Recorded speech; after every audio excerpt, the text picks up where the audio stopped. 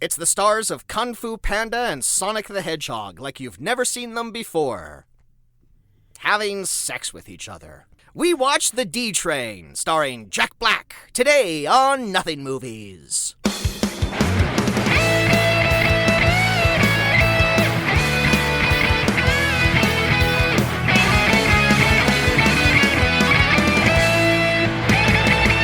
Welcome back, however you wish to self-identify, to Nothing Movies, where we ask the question, the skadoosh is this? It's the podcast where we go through an actor's filmography and choose the most anonymous and culturally untalked about movie that they've made, and decide whether or not it's got a certain something, or if it's just a whole lot of nothing. It's the podcast where we update, like, YouTubers. You know how, like, podcasts will, like, generally update every week or so, or maybe, like, every 2 weeks? Here at Nothing Movies, we have a motto, and that motto is, it'll be out when it's out. We like that. It's a pretty unique motto. I don't think too many people subscribe to that. It's what makes theory. what makes us different. It's what sets us apart. You could be listening to this right now, Yeah. and an episode could be dropping this second. You don't know. Professional people stick to schedules, and they don't have to deal with technical hurdles. It's what sets us apart. Mm-hmm. And I'm Kaz Lesgard. Yeah, and I'm Jameson. And today, talking about the 2015 film The D Train, and we're doing so by discussing the career of Mr. Jack Black. Yeah. And to do that, we have a very special guest. He's not just a very special guest. What makes him very special is that he was our very first guest. And he's back! All the way back from episode 6 from the year 2019. Yeah. Stephen Beaver. Hello. Hi, buddy. Welcome back. Hi, How's friends. it going? It's going good. So much time. Yeah, I know. You're a father now? I think I was a father. Were you a father the last time you were on? I'm not sure. Maybe. I was very close to being a father. It was like I'm early definitely... 2019, I feel like we recorded that episode. Well, it would, if it was after May, then I was a dad. I feel like I wasn't a dad. I think you were right on the cusp of being a dad. Yeah. I feel like 2019 was a very different life. You know, on the other side of the pandemic. For all of us. For Yeah, every exactly. single Fuck, person. we recorded that episode in my apartment. I remember. And look at us now. Whoa. I know, we have actual professional equipment. I know, we checked our levels and everything. I know, just like a real show. But not, because we don't stick to a schedule. But not, because we release these episodes whenever we damn well feel like it. Yeah. When we feel like it, yeah, exactly. Stephen, right now on the podcast, we are letting the guests choose the actors that they talk about. But I sort of rigged the game somewhat, and I kind of forced you into this particular episode, largely because I assumed if I were to give you the choice of an actor to talk about, you probably would have picked Jack Black. I feel like I might have picked Jack Black. Yeah. Just because I don't really know other actors. Right. Because I don't watch a lot of movies Sure. or TV or anything in general. But this movie in particular, I bookmarked for you early because not only does it have Jack Black, who I know is one of your favorite entertainers, it also features another one of your favorite entertainers, Henry Zebrowski from the last podcast on the left. So when I found out that there was a movie with both of them in it, I basically said, well, that's Steven. That's the Steven episode. How could it not be? How could you lose? I mean, having those two in your movie, it's just gonna be a great movie, right? Who is that guy? I don't know. Henry Zebrowski, he was one of the alumni guys. He's the guy with the beard. Oh, okay. Yeah. Yes. Okay, thanks. So- Beardo, gotcha. So the beard, unlike Jack Black, who I have always had a fondness for. Oh, who doesn't love Jack as Black? an entertainer? Well, some people. Here's the thing about Jack Black. He's kind of the Wes Anderson of actors, where like I dig him, I dig what he does, but if you came up to me and said I can't stand Jack Black, I would immediately get it. You would not. You do not have to explain yourself to me. He's not for everyone. He's a bit much, but he works for me. I don't know. Yeah, he seems like kind of the. I think he's a great actor. He just goes on and does like whatever he wants. I know he's the same. He's Jack Black in whatever he does. Mm-hmm. But I feel like he's on screen and he's having fun. And when he's having fun, I'm having fun too. And in anything that I've seen him in, even like bad movies, good movies, I'm there. I'm on the journey with Jagles. I mean, like consummate entertainer.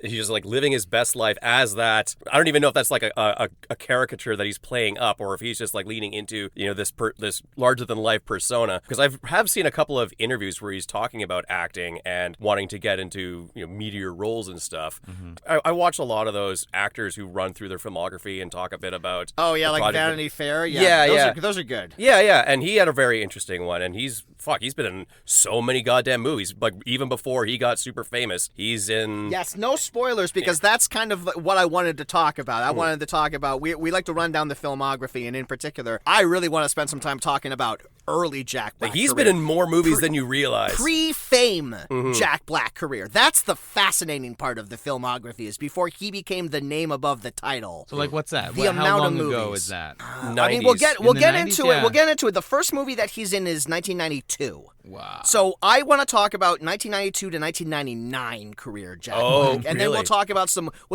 other stuff after that. Sure. We run down the filmography of the actors that we talk about, Stephen, but I'm going to try two things with this episode that I think will make Jameson happy, in the sense that it will make the episode noticeably shorter. The one thing is that when I run down his filmography, I'm going to try avoid spending a lot of time talking about the nothing movies. Largely because, what the hell is this show called? It's called Nothing Movies. We might do these movies someday. If we go back to Jack Black, we'll talk about the movies then. I'll talk about, like, the main things on his filmography that people have heard of, and maybe some stuff that people don't realize that he's in. The other thing that I'm going to bring to the filmography rundown, Jameson, and I can't believe I didn't think of this earlier, I'm going to stop when we get to the year that the movie we're talking about came out. Oh, okay. I won't go further past that. Okay. Because, like, we want to give an idea of, like, what his career was like up until this point, until when this movie came out. The choices that led to this movie. Yes. Yeah, well, this movie came out in, like, 2015, so, like, we're going to cover a lot of ground anyways. But I don't mind. Like, you keep painting this picture as just like I'm this unreasonable grouch. I just worry about episodes running long. I wouldn't say you're unreasonable, but yeah, you... I wouldn't use that word to describe you. Definitely grouch, though. Definitely grouchy. You do live in a trash can. You do love trash. I love...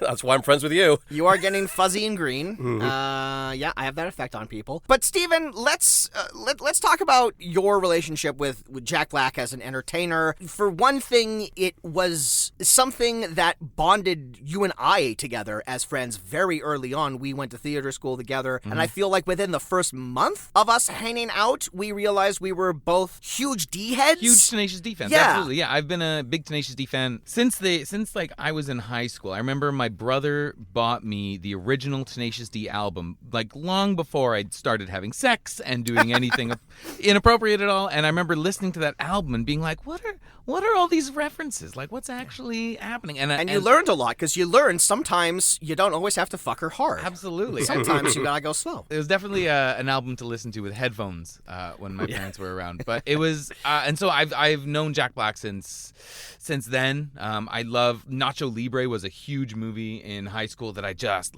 loved. I just fell in love with Nacho Libre. I don't know why. Jack Black I love the way he curls up his little mouth, and I love how he's like so body positive. Even before that was a thing, like his big old belly, and he made it sexy. It's not as if he's like, oh, I'm sexy. No, it's like, yeah, you are sexy. He goes shirtless in this movie, and I realized when I was watching it last night, I just know the curvature of Jack Black's unclothed torso. It's I know what that naked torso looks like. One thing I noticed in this movie was when he was unshirted, his belly is very tight. It's not one of those. It's not like a big flab. It's like up. It's up. It doesn't jiggle. It doesn't jiggle. Yeah, it's got a small layer of fat on top, and it feels like it must have taken a lot of years to cultivate such a hard body. Yeah. You know? And so those rock squats that he does. Those rock squats. And like he's amazingly spry for a heavy guy too. Yeah, right? and that's one of the Gotta things. Gotta love him about that. Yeah. That's one of the things I love about him is he's always like At the end of this movie, I thought it was so funny. They have, for some reason, like some kind of training montage where he's like at the beach and he's doing his like famous Jack Black high kicks and running, but clearly he can't run for more than like 10 feet at a time. And he's so Jack Black just has one of those great voices too, where every time he talks, it always sounds like he's just out of breath. Like it always sounds like he went up, like not like a flight of stairs, but like 7 or 8. You know, but he went up them really fast. An unexpected out of breath. Yeah. I'm out of breath. Unexpectedly winded. Why am I out of breath? So that's where my introduction to Jack Black came from. And we bonded over that. We became friends, not just for that reason, but for other reasons. But that was the primary reason. I put that album on after not listening to it for a year, 2 years, like a couple months ago, and I knew the lyrics to every song. Oh, they're in. Yeah. And I knew all the skits, almost like perfect as well. I was like, why do I know all this stuff? Yeah. This is like perfect comedy albums, right? It's so great. And they're genuinely talented musicians as well. Yeah. I love that. I don't know what the style of those kinds of musical acts are, where they're obviously over the top, like The Darkness, for example. You know, like there's this like over the top, flashy image, and yet if you actually listen to all of their albums, they're damn good metal songs. Yeah. Yeah, so you and I have seen Tenacious D twice. Uh-huh. We have seen them live, both in concert for the Rise of the Phoenix album, and we saw Jack Black's poorly animated short film. Post-apocalyptico? Post-apocalypto. You have a pretty incredible story, and Yeah. I know it's an incredible story because I was sitting right next to you when it happened. Yeah, I'll tell you that story. I was racking my brain today, Jameson. I don't remember if I've told this story on the podcast. I might have already. I wasn't there, so you would have to have. Well, you did tell the story on the podcast. I did? Yeah. Okay. So we haven't heard it from Steven. Yes. So for like the 3 people who've listened to every episode of this podcast, you will have heard this before, but now it's coming from the man's mouth himself. Right. So please go ahead. Yeah, so Post-Apocalypto was coming into town at the Queen Elizabeth Theater, and I tried to get tickets, and I remember this was shortly after, I think my kid was born, and it was just like a very chaotic time in my life. But luckily, Kaz, I think you snagged the tickets to go and see at the Rio. Oh, did I buy the tickets? I'm pretty sure. Right on. But good for me. Jack and Kyle were going to come, like Tenacious D was going to come, and they were going to host a night at the Rio of the Jack Black's poorly animated shorts for Post-Apocalypto, and they were going to come in, and they were going to do like an introduction and like a Q&A at the end.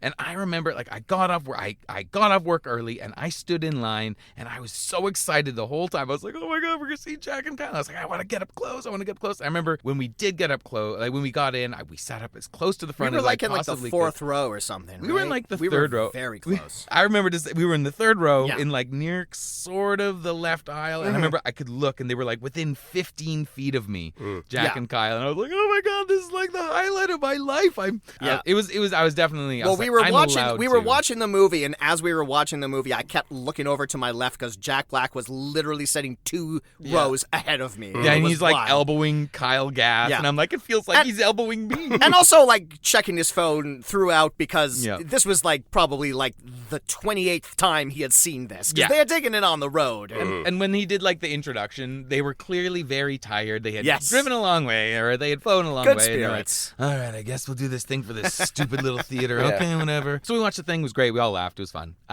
But at the end, they did a Q&A session, and I thought, my God, I was like, this has to be my only opportunity I'm ever going to have to like make eye contact or talk to these guys. And from my high school mind, I was like, what the hell do I even ask them? It was a time when they had like really big beards, and I had a really big beard then too, and I thought maybe I could ask them something about their beard routines. Oh, whatever, I don't know. Because other people were like raising their hand, and they're like, oh, what's next for Tenacious D? Oh, when are we getting a new album? And I was like, man, these guys don't fucking care about that stuff. They don't want to be like, well, we're working on it, whatever. So when the time finally came, I felt like I was in 1st grade, and I had my hand up, and I was like, me, pick me. And I remember Kyle, his eyes like scanned the audience, and he looks like, you right there. And I stood up, and I looked at them both, and I said, honestly, guys, I don't have a question. All I really wanted you to do was look at me and acknowledge my presence, and that's it. That's all I needed was you guys to look me in the eyes. You started praising them as well too. You said something along the lines of, "You guys are. I just wanted to say you guys are incredible, and I love you guys," and something along those lines. It was one of those moments where I was like, I wish someone had filmed this because it's such a blur. I'm glad you witnessed it. I filmed it in my mind, baby. I can close my eyes and it's right there. So I said to the boss, like, I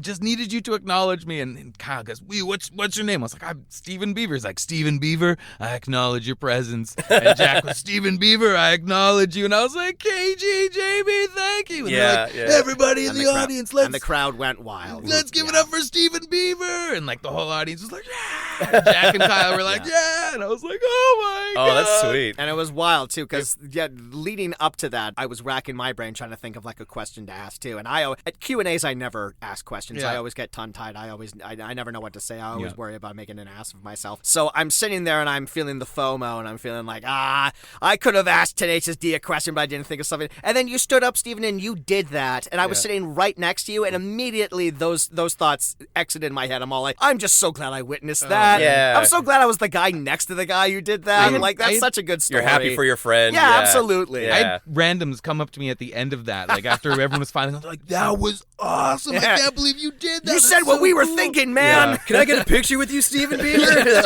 Steven Beaver. Jack Black said your name. Oh my God. And that's it. That's the best day of my life. Acknowledged your existence on this planet. Yeah, nobody else in that auditorium but you. My name has come out of his mouth. Oh, that's awesome. Yeah, it was. It was great. And so like I loved them before. I loved Kyle Gass and Jack Black before that. But after that moment, I was like, man, these guys they are as cool as I think they are. It's wonderful when those cases of like, meeting your heroes turns out awesome. Because there are so many cases where people will just like, oh, they were like the person that I idolized was in a bad mood and now it's kind of like shattered the illusion. Like when we were walking down the street and you elbowed me and I turned over and Jason Mantzoukas was there and I screamed Geostorm at him and he gave me a look that said, oh, this fucking piece of shit. I just left that experience feeling like, oh cool, I ruined Jason Mantzoukas' day. Fun.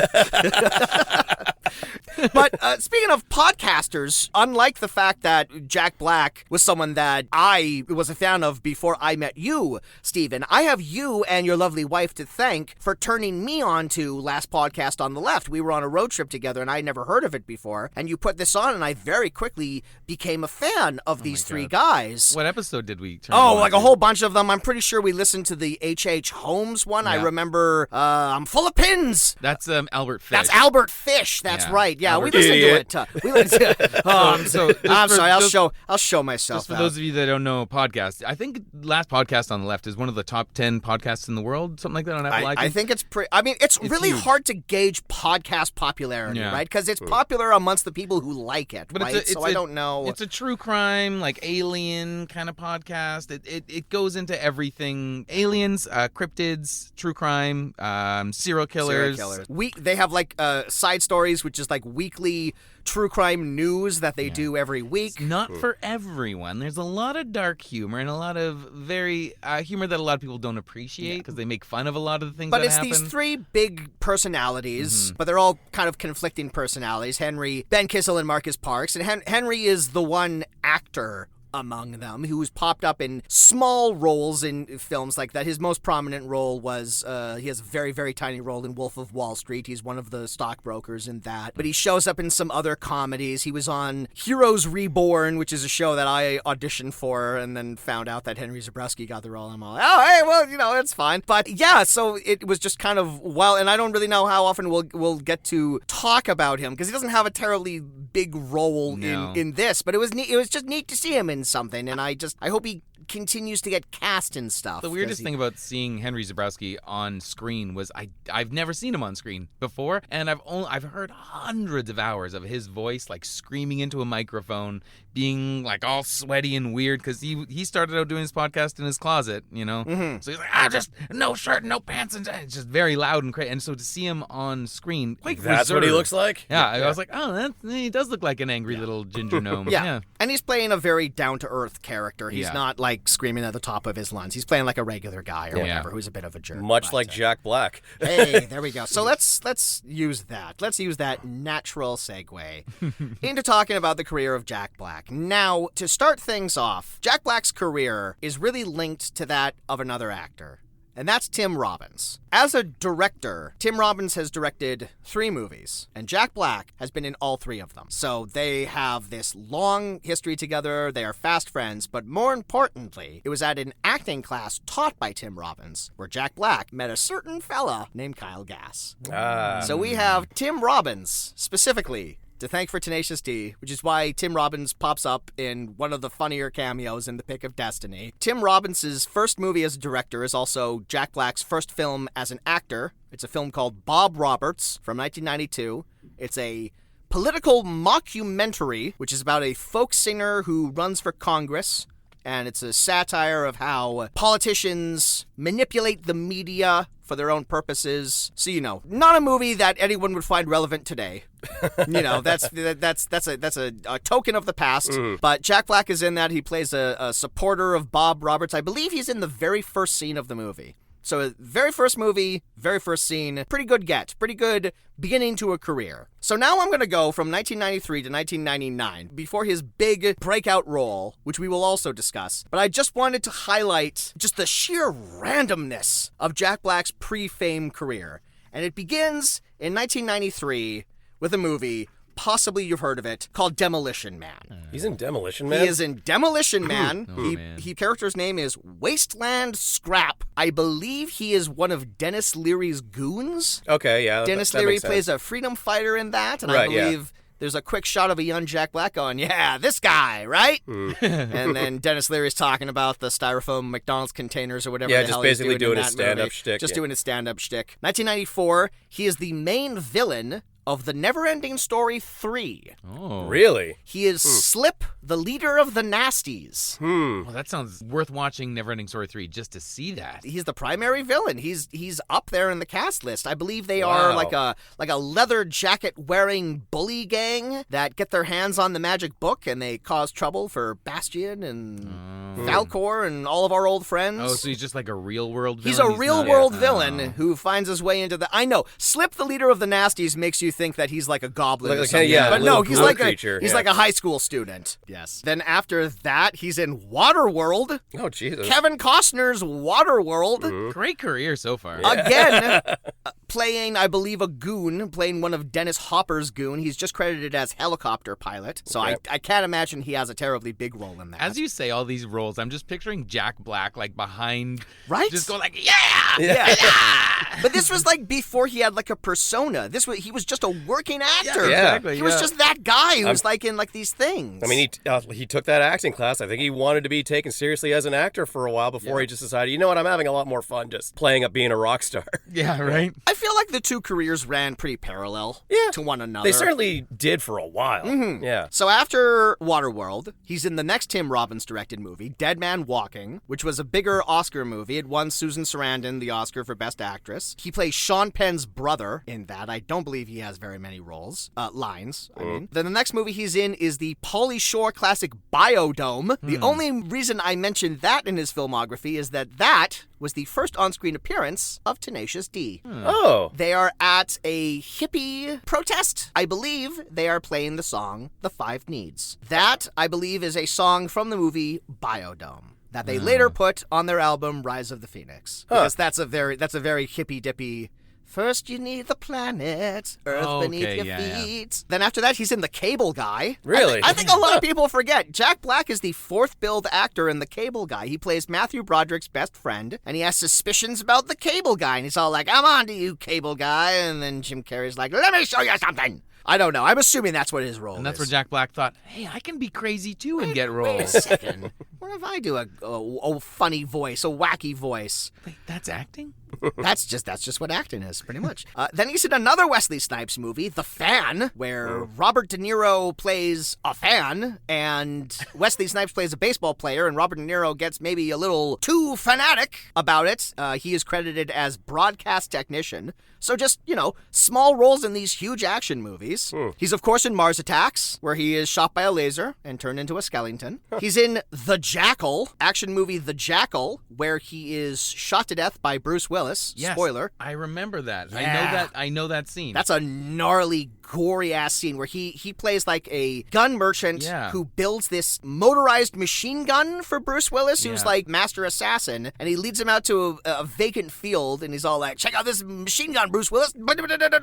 Skadoosh. And then Bruce Willis is all like, cool, why don't you go stand over there? And Jack Black's like, I see no reason to say no. And then Bruce Willis fucking murders him. And it's pretty awesome. Bad movie, but pretty fun. He is in I Still Know What You Did Last Summer, where he is playing surprise. He's like a stoner, right? Yeah. I believe he has dreadlocks, and I believe he also gets fish hooked real good. He's one of the first victims, right? He's one of the victims. Yeah. For certain. He's in Enemy of the State, another action movie that he is inexplicably playing a tech guy in. He's like one of a trio of tech guys who I believe the other two are Jamie Kennedy and Scott Conn. So a weirdly stacked movie, Enemy of the State. And then 1999, he's in the final Tim Robbins directed movie, which is a film called Cradle Will Rock, which is a movie that's kind of about bohemian characters in like the early 1920s, early 30s. Orson Welles is a character. Frida Kahlo is a character. So it's like a big ensemble movie. I've seen it once. It's not terribly memorable. However, I am delighted to tell you that it does include a scene where Bill Murray teaches ventriloquism to a pair of amateur gay ventriloquists played by Jack Black, and Kyle Gass. Wow. So if you want to watch the one good scene from that movie, you can find it on YouTube. I haven't seen it in a while. Maybe the rest of the movie's good, but that scene does exist, which means it's a good movie. But then the year after that is 2000, and that's the year where everything changes with the big breakout role for Jack Black, his supporting role in High Fidelity. That's the role that starts getting him all of these awards talk. I think he got nominated for a couple of Small Critics Awards. Wow. You know, that's a well-liked movie. People really enjoyed that, and most people who liked it and wrote about it says that he kind of walks away with it. He gets that amazing scene near the end where he's saying, let's get it on. That was the first time I think a lot of people who just knew Jack Black as like that guy who would pop up in the background in Enemy of the State is all like, oh, this guy's got like an amazing voice. And that's the movie that got him other jobs. Of course, he follows that up with two abysmal comedies from 2001. He does Saving Silverman.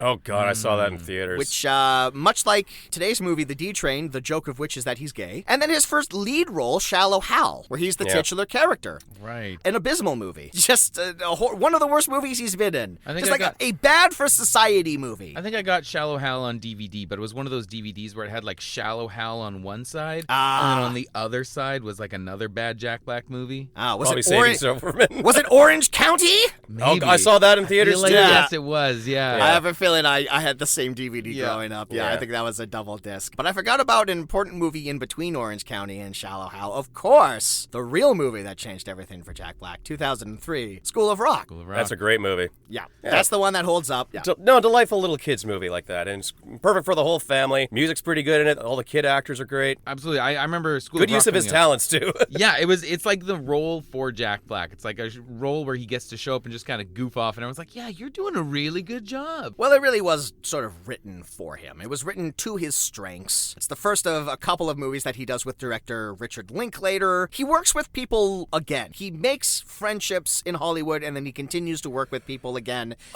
He's worked with Richard Linklater a couple of times. He's worked with Mike White a couple of times. Mike White, who appears in this movie, the D-Train, who was in this movie with him. Yeah, Mike White. He's also worked with the director of Orange County, Jake Kasdan, a couple of times, because Jake Kasdan has gone on to direct those two Jumanji movies. Creates friendships, and he's loyal to people, and he stays with them throughout his career, and he works with people. Again, another person that he's worked with twice is the director of The Cable Guy, Ben Stiller. It started with him in his direct follow-up to School of Rock, Envy. Anyone remember this? I remember seeing with Vaporizer. It's literally a movie about shit. Yeah, he's like Jack Black invents like something that takes care of dog shit. It vaporizes the poo. And Ben Stiller's like, how does that happen? That couldn't happen. And Ben Stiller is jealous of his success or something like that. He is envious. Oh. Well, I mean, I just saw the trailers or the commercials for that movie, and it looked terrible. So I was like, "Oh, that's not great for Jack Black." But it is funny how 1996, he's like the fourth on the call sheet in a movie that Ben Stiller directs.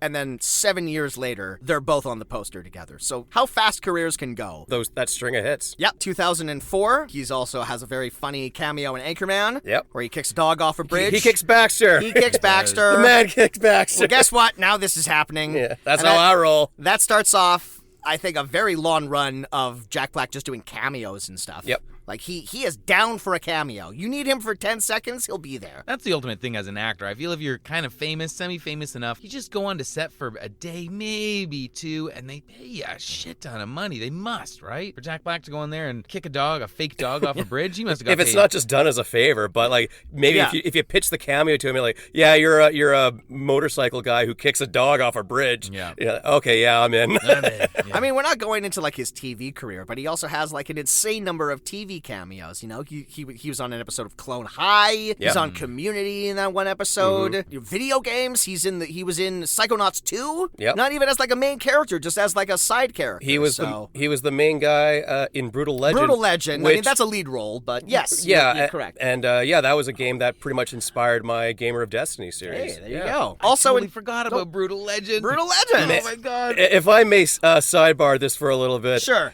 So Real legend tangent. when everyone just like saw the trailers for that and they said like, oh, this is going to be a great God of War knockoff, which is what that game ought to have been, and then the whole single player thing is meant to support the RTS gameplay of the multiplayer, that really threw people off. However, I will insist that the world building, the setting, and the story itself are quite good, and had that game had like a proper third chapter to it, just a stronger finishing arc, I think it would have been a little better remembered than it is currently. Anyway, that's it. They just made the one game, right? They just made the one. There's no like secret sequel, because sometimes they'll like quietly release a sequel to a game and then I No, won't realize that that they game it. didn't sell incredibly well.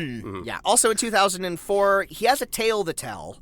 I regret to inform you both that it is a shark tale. Ah, yeah. Oh, that's a weird fucking movie. Angelina Jolie is a sexy fish. Martin Scorsese as a character. He's a pufferfish. Yeah. It's a movie that exists more as a meme than it does an actual movie now. 2005, big movie for him, the Peter Jackson King Kong. Now, what are our thoughts on the Peter Jackson King Kong? Well, a divisive movie to say the least. It takes them a fucking hour to get on the boat to go towards the island. It doesn't take them an hour to get on the boat, Jameson. The first hour is them on the boat. It takes them an hour to get to the island, is the problem. I seem to remember there being a lot of buildup to get onto that fucking boat. I don't know. That was his first return to dramatic, serious acting, and I think people saw that as, whoa, that's quite a turn for the Jack Black that we've known. Was that a return to his acting, to his serious act? Because I've just gone through his entire career. I think that might have been You listed like a lot first... of comedies building up to this. Yeah. So like when he really hit his stride, where just like all these strings of beloved comedies, and then he's doing this serious take. That was his first big swing at a dramatic performance. Right. That, and at a time where people didn't even register who Jack Black was up until High Fidelity. Mm-hmm. Yeah, and School of Rock. And then all of a sudden, they're like, oh, he's going to try a serious role. But as you've mentioned, no, serious in quotes. Seriouser. Role. Yes. I will say that every time I see Jack Black attempt to do a serious role, I just wait for him to tell a joke. Yeah. Or you see his like do that like lip curl or like an eyebrow twitch, and you're like, oh, he's gonna say something. Oh wait, no, it's serious. Because part of his comedic persona is that he will go into very serious, over dramatizing lines, but that's meant to be pulled for a laugh. And so when he tries to do something like that legit, people are just expecting a punchline. Mm-hmm. Which I don't know if this is spoiling, but like the very last scene of the D Train is that Jack Black joke. It's like him looking over the top of the computer, eyebrows, tagline of the movie, the D Train. Yeah. And it's so hard to tell whether or not that's him trying to make a face or if that's just naturally what his face does. You know, it's really hard to divorce the Jack Black persona from any given Jack Black performance at any given time. I think he's a decent actor. It's just hard to buy him in every role because the persona is so well baked in at this point. He has a naturally funny way of speaking and being. And I imagine it can get maybe a little frustrating for him sometimes when he's trying to be serious and try to talk about serious stuff. I have a feeling like he just has a way of emoting that makes it difficult for people to take him seriously. Oh, damn. If only that hadn't made him millions and millions Exactly. and millions. I mean, look, I'm playing the world's smallest violin, but at the same time, it can make him hard to swallow sometimes, as some people found his performance in King Kong hard to swallow. I think in general like that movie. I think it's quite long, and it definitely has some flaws in it. And overall, I like the Jack Black performance. Yeah. But I'm not going to go as far as to say that it's like a home run. I think there's definitely, he's good in some scenes and not so great in others. Like maybe that's where we'll leave King Kong at this moment. 2006, a really big year for him. He's in the aforementioned Nacho Libre, a very funny movie. That was the director's follow-up to Napoleon Dynamite, a movie that I don't think has aged terribly well. Nacho Libre, on the other hand, I think is quite funny and I think has aged very well, despite the fact that it's a little problematic because he is playing a Mexican in it, but also it's like, we all get the joke. We all know this is Jack Black. We know he's not trying to appropriate a different culture. At the same time, he is. I don't know. It's a difficult movie to kind of like reckon with, but it's still very funny when the very tiny wrestler jumps on the very big wrestler and starts biting him. I pee my pants. It's great. I find it very funny. Same year as that, he's in his first romantic comedy, The Holiday. I guess unless you count Shallow Hal as a romantic comedy, where he's partnered up with Kate Winslet. Naturally. Because that's a duo that makes sense. That's a sitcom pairing right there. Absolutely. Attractive wife, dumb fat husband. God. Oh, yeah. And then also the same year, he's in the greatest movie ever made, Tenacious D and the Pick of Destiny, which was a massive bomb, but only because people didn't appreciate it in its time. I've heard that Tenacious D and the Pick of Destiny is the only movie where the soundtrack has sold more than made more money than the actual movie did. I believe it. I had that soundtrack for like almost a full year before I saw that movie. Yeah. I've seen that movie like a small handful of times, but only on 420. So I got super high, and I don't remember half the movie. I will say this: where the fuck did they find that kid to play young Jack Black? That was fantastic casting. Oh, yeah. They got a time machine, basically, is what they did. Yes. And also, it was great seeing Meatloaf playing his father, because for a guy who he wanted to retire from singing around that time, yes, he wanted to focus on acting, and I'm surprised he didn't get cast in more musicals like Mamma Mia or whatever. Like, you got a great singer who wants to be in movies. Put him in some musicals. Yeah, that opening song has Meatloaf and Dio. Yeah, so that's awesome. Oh my God. It's that Kickapoo, the song Kickapoo that it opens to is so good. Again, it's like another one of those D songs where I put it on. I'm like, I know every lyric to the song and how it's sung. Yeah. And it's a song that they try to sing in concert as well too, but at the same time, you're all like, you really need Meatloaf and Dio for this, and unfortunately, they're both dead now, so now we just have to have Jack Black doing all the roles, which is also fine. 2007, he takes another stab at dramatic acting. This one, with an indie drama. He's in Noah Baumbach's Margot at the Wedding, which is a classic indie film about how people are weird and bad and treat each other poorly. And it's one of those movies where you watch and you're all like, oh, I'm like depressed. But also it was a little funny. I don't know. He's in that. I believe he mixed out with a teenager at one point. It's not my favorite Baumbach. I don't know. Maybe I'll rewatch that at some point in time. He has another cameo. He's Paul McCartney in Walk Hard, the Dewey Cox story. Yeah. Of those 4 cameos playing the Beatles, he is the one that is fully not even trying. Everyone else is trying to be the character that they are, and Jack Black is just all like, oh, what's up, yo? You know, I've seen clips of that out of context online, and I've never seen Dewey Cox. Walk Hard, yeah. I've never seen it before. Oh, it's a great movie. I very thought that funny. it was. I couldn't tell what Jack Black was even trying to do out of context. Yeah. Oh, he was a Beatle. Okay, I see. Yes. Okay. He was Sir Paul McCartney. Yeah. Is what he was doing in that. 2008, he's in Be Kind, Rewind. Him and Mos Def remake the movies. That's a great premise for a movie. It's a great premise for a movie. That As a movie, didn't turn out that great. Didn't turn out that great, but a fantastic premise, absolutely. And then the same year as that, he's in Kung Fu Panda. Yeah. And I don't know if this is a hot take or not, but I'm going to say it anyway. His best performance, and I don't mean that as an insult. I really don't. I like those movies, and I've watched them all more than once. I think he is uniquely perfect for that role. I couldn't imagine anyone else playing the Kung Fu Panda, and I think he goes to some really interesting emotional places in that role. Those are some of the better DreamWorks animated They movies. are, and it's surprising too. Like you think of that concept, you're like, oh, okay, here's the next bit of children swill that I'll have to choke down, and you watch that first movie, and you're like, no, this is actually really good. I actually really like this. I love how they're great animated movies filled with a ton of heart, but also they're really good martial arts films, and I love how they gave each one of those characters modeled after their martial arts style, and they're all uniquely different from each other. It's a shame they didn't give any of them a personality. Yes. 3 movies in, and I don't know anything about any of these characters other than the panda. Other than they're big stars that they got for Big these stars for these and- minor roles. And yet they don't give them anything to do or significant to say. Yeah, Seth Rogen, Lucy Liu, Jackie Chan. Jackie Chan Yeah. has maybe, in 3 of those movies, Jackie Chan maybe has 10 lines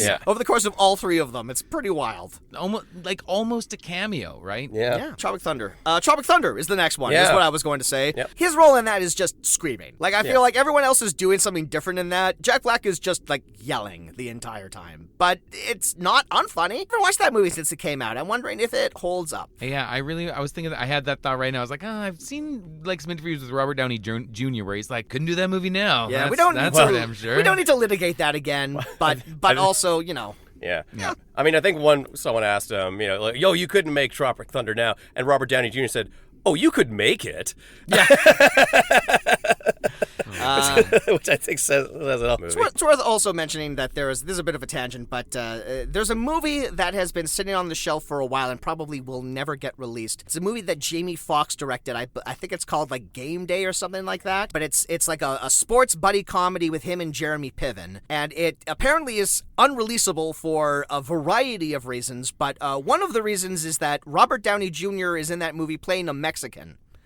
So I don't think whatever lessons Robert Downey Jr. claims he learned from Tropic Thunder, I don't think he learned them. He just hadn't learned them by that point. He just hadn't learned them by that point, yes. Then he has a couple of real stinkers following Tropic Thunder Year One. Oh, fuck. Which I keep seeing all these bad Jack Black movies in theaters. What the fuck was I doing watching that in theaters? I saw that in theaters with my dad. My dad...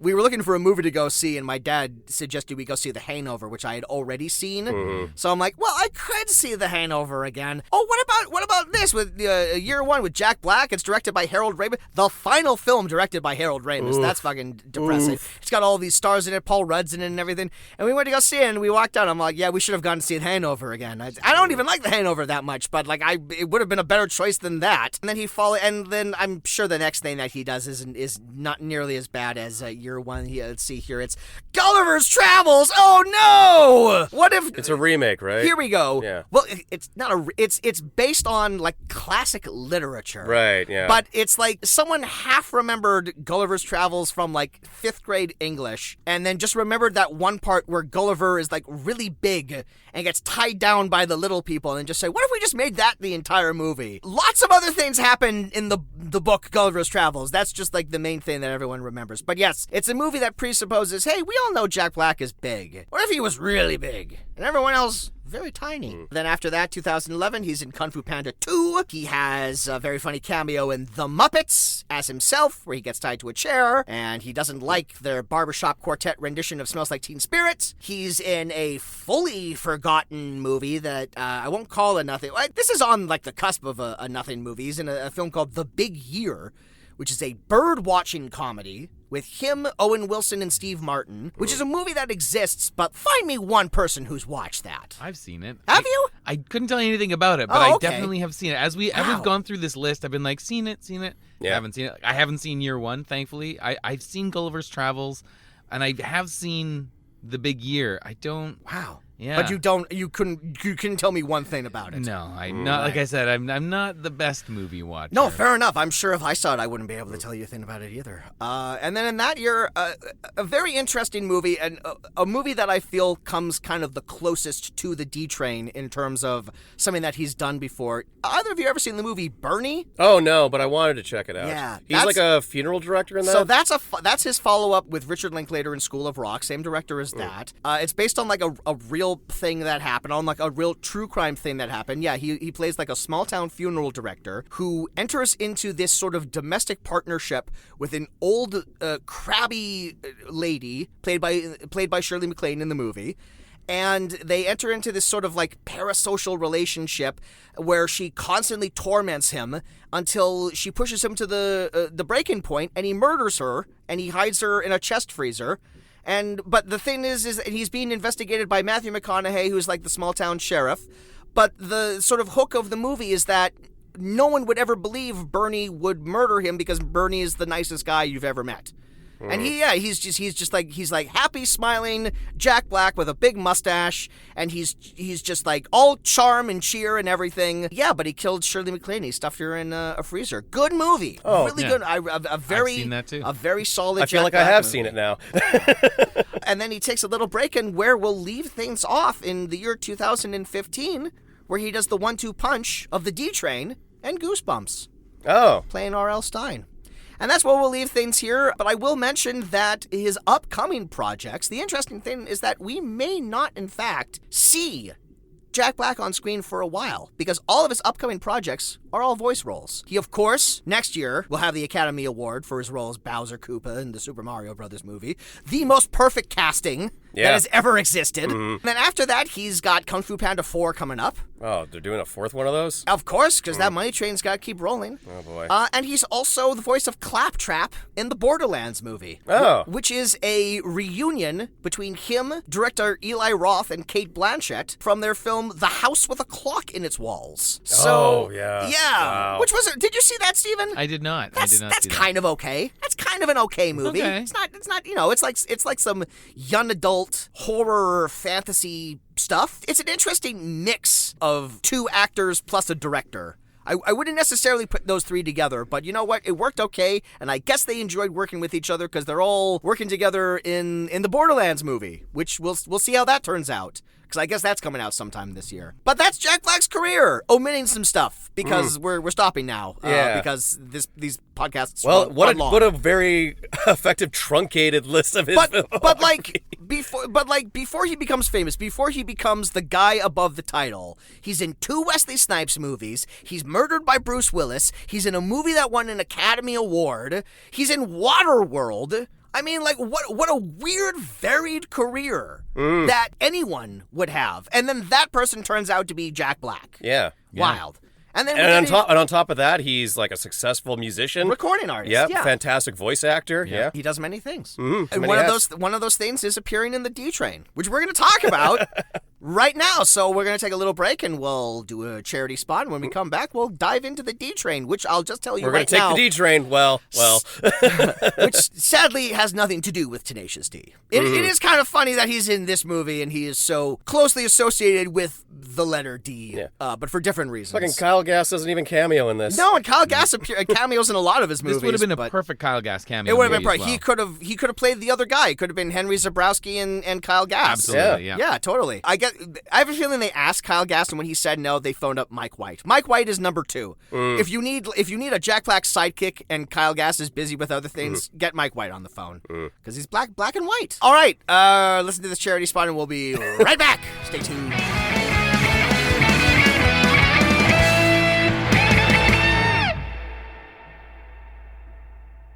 A bill passed recently in the state of Tennessee that restricts adult cabaret performance in public, in the presence of children, or occurring within 1,000 feet of schools, parks, or places of worship.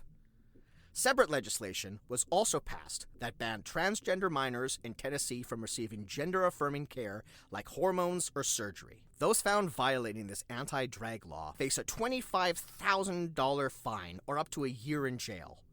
The Tennessee bill is so vague, there's little clarity about what falls under the jurisdiction of the ban, creating a sense of uncertainty for those that it affects. North Dakota is advancing similar legislation, and other bills have been introduced in Texas, West Virginia, Nebraska, and South Carolina. The lawmakers are standing by their beliefs that this is all to protect the children from being exposed to sexually explicit material, despite the fact that drag can very often be and very often is not sexual in nature, and the fact that most children are more at risk of dying of gun violence than anything else. What it actually is a slap in the face to normal people who are now being vilified as deviants and perverts who can't think for themselves enough not to do or say something inappropriate in front of a child. It's homophobic, transphobic, elitist, and we need to fight it.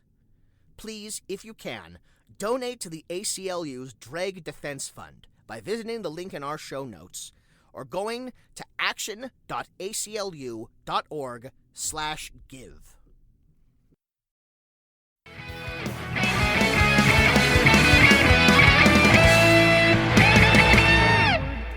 But for the most part, it's just a movie where people are like, this character's dumb.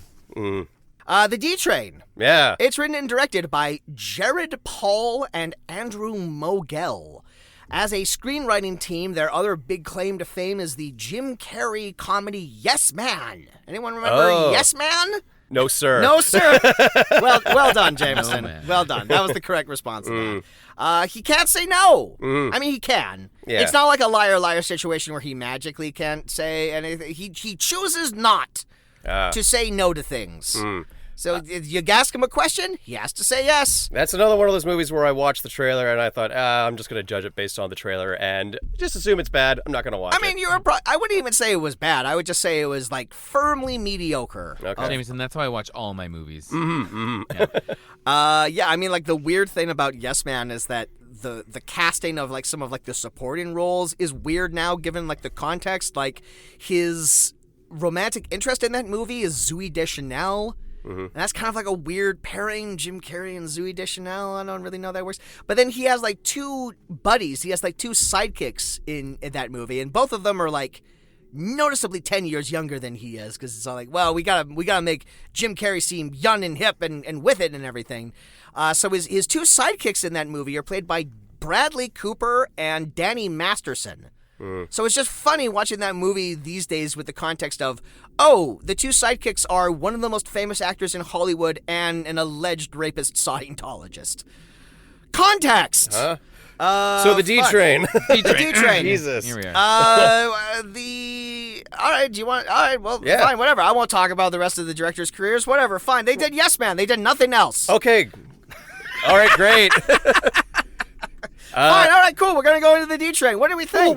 What's super important about the directors? Nothing. Okay, It's all great. bullshit. We're just following a format here, but apparently the time is up. So, time's up on Kaz. Hashtag time's up. All right, well... The D Train. Yeah. It's fine. Yeah, it's all right.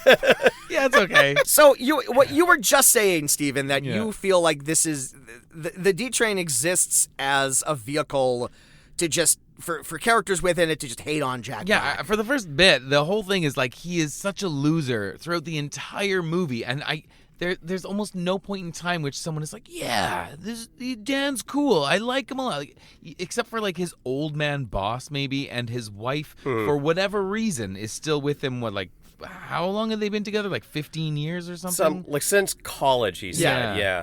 But yeah, he's an unlikable, unsympathetic loser character. Yeah. And the setup is that he was never popular in high school and never quite got over that. So he's trying to, in lieu of like being popular in high school, he's now trying to recapture some kind of core memory so the people from high school will think that he's cool. Yeah. But he just never moved on from that. And I'm surprised that he's even on the reunion alumni committee. He seems like the kind of guy who, like, the last thing in the world he would want to do is revisit his experiences in high school. Absolutely, yeah. It just seems so strange. Like, there are many things in this movie that I found very strange. Like why is he on this committee? Why is he trying to relive this high school that never even worked? And he doesn't even have a plan until much later on in the movie when he's like, this is how it will be cool, and this is how I will be cool. Yeah. So the whole time he's just, I don't even know what straws he's grasping at, right? It's definitely, I would say, the most unlikable Jack Black has been in a movie before. Like he is prime schmuck. Mm-hmm. In this movie, and it's a movie where people are constantly putting him down and putting him in situations where you should feel sorry for him, but you never do because he's such a dick. He is a dick. Like, he's true. I mean, like, at its core, this movie, the two main characters in this movie are both detestable for completely different reasons. The difference is, by the end of the movie, one of them appears to have learned a lesson and can at least admit that their actions have led to someone else's displeasure and that they are genuinely sorry for it. Dan, the character that Jack Black plays, fundamentally cannot learn a lesson. There's something so broken within this character that by the machinations that he goes through to get the plot turning, there must be something so inherently wrong with him. Yeah, and he wants to find opportunities to have some modicum of power over the people in his life. To the point where, like, he's the only guy who has the password to the reunion's Facebook page. Yep. And at the end, like, he changes the password, and that's meant to, I don't know, be a small token of petty vengeance against everyone else on the alumni committee. He's on the school alumni committee, and he's holding all of this power over them, and everyone just seems so exasperated with him. And in this opening scene, and I'm kind of right there with him. In this opening scene, it feels like we're meant to feel sorry because they're all clearly going out for beers and they're not inviting him. And it's a scene where it's like, oh well, that sucks. No one wants to be that guy in that situation. But you quickly key into the fact that it's because this guy just alienates everyone in his life, like, immediately. Like, as soon as he meets, like, a new person, by the end of that conversation, they're like, I don't want to talk to this guy anymore. And that's a hard role to play, and it's a hard role to pull off. It's certainly a hard role to be the protagonist of a movie. And I think he does a very admirable job in this. Yeah. I think this is, overall, quite a good low-key little charmer of a performance for Jack Black. I would have liked to have seen him go a little further with it, but I think what he does is quite effective. Did you notice in the end credits that he was one of the executive producers?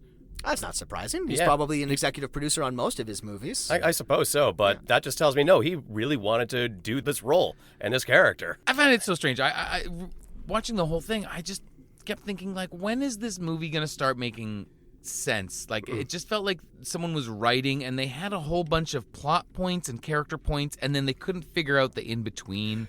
Like, why? Like, there's even points in the movie where the people are like, well, why did you fly me out to LA? He's like, the movie does deconstruct itself at one point. It does point out the plot holes within the plot. Oh, yes. The screenplay kind of reeks of a first draft, and someone he handed it over to a friend for some notes, and then the friend wrote down some notes that basically questioned like the events of the movie. And rather than rewrite the script to, address some of those things, he just said to himself, wouldn't it be funny if like I use these notes in dialogue? Oh, that's great dialogue. Oh, yeah. Okay, yeah. We're self-aware now. I want to go into more detail about that when it comes up, but so he's racking his brain on how to get people to come to the high school reunion.